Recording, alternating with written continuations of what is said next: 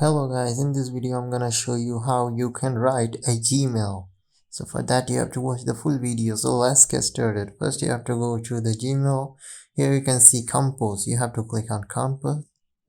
And here you have to select whoever you want to send. Like I want to send here. So I can just type anything or have to give any subject. And then you can send it to them. And then it will go easily, like it's sent. So that's how you can send Gmail to anyone by composing or typing it. So that's it for today.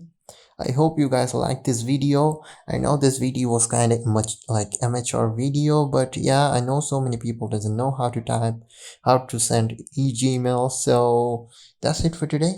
I hope you like the video, and if you like the video, please do like, share and subscribe to this channel.